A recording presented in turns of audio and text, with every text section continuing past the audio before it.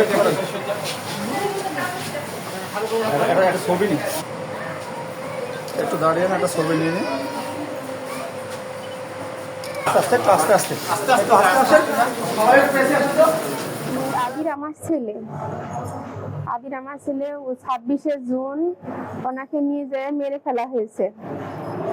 মারার পরে হচ্ছে মানে অনেক সময় অনেক ধরনের কথা বলছিল যে হচ্ছে অপহরণ করেছে করে আমারই ফোন দিয়ে ওর বাবার কাছে ফোন দিয়েছে। দেওয়ার পরে তখন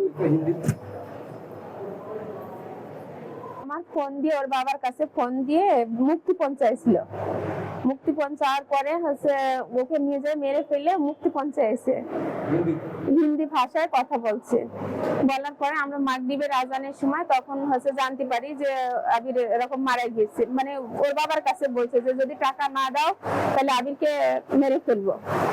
তারপরে আমরা বাড়ি আসার পরে এরকম লোকজন নিয়ে ওদের বাড়িতে যাওয়ার পর ও মাইরে বাড়ি আসছে। বাড়ি আসার পরে তখন আমরা 999-এ ফোন দিই। দেওয়ার পরে পুলিশ আসে, পুলিশ এসে তখন ওদের বাড়িতে যাওয়ার পরে হচ্ছে ওর বাবাদের বলার পরে অনেক পুলিশ আসে।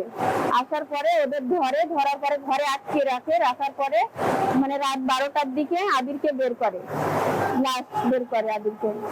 তারপরে হচ্ছে নিয়ে রাত 12টার দিকে থানায় নিয়ে আসে। অনেক সাররা গেছিল, যাওয়ার পরে নিয়ে আসে। জি, আমি রায়তে খুশি। মেহেরপুরের খুবই একটা চাঞ্চল্যকর মামলা, সেটা হচ্ছে শিশু আবির হত্যা মামলা। যে মামলাতে বন্ধুর হাতে বন্ধু খুন হয়েছিল, নিষিদ্ধ পাবজি কিংবা ফ্রি ফায়ার গেম যেটাকে আমরা বলি, সেই গেমের পাসওয়ার্ড দেওয়াকে কেন্দ্র করে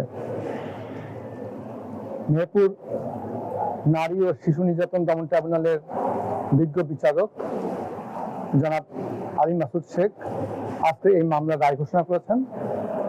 আদালত রায়ে দুজন আসামির, একজন হচ্ছে জুনায়েদ আর একজন হচ্ছে হামিম, যাদের বিরুদ্ধে 302 এবং 385 ধারায় দণ্ডবিধির, শিশু আইনে যেটা সর্বোচ্চ সাজা 10 বছর কারাদণ্ড, অনাদায়ে 10 লক্ষ টাকা জরিমানা। 2 নম্বর আসামি হামিমের বিরুদ্ধে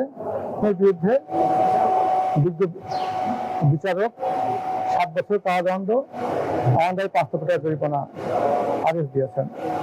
জরিমানার এই অর্থ আদায়ের ক্ষেত্রে জেলা প্রশাসক মেহেরপুরকে নির্দেশ দিয়েছেন যে আসামিদের পরিবারের স্থাবর অস্থাবর সম্পত্তি বিক্রি অথবা নিলাম অথবা অন্য কোনো উপায়ে এই টাকা পরিশোধ করতে। সেই সাথে বাংলাদেশ টেলিকমিউনিকেশন বিটিআরসিকে অনতিবিলম্বে এই নিষিদ্ধ পাবজি বা ফ্রি ফায়ার গেম অ্যাপসটা মোবাইল থেকে অপসারণের জন্য দ্রুত নির্দেশ দিয়েছেন। এই মামলাতে শিশু আবিরকে একটা পাসওয়ার্ড দেওয়াকে কেন্দ্র করে তাকে একটা ঘরের মধ্যে নিয়ে গিয়ে প্রথমে এই দুই বন্ধু আর তাকে শ্বাসরোধ করে।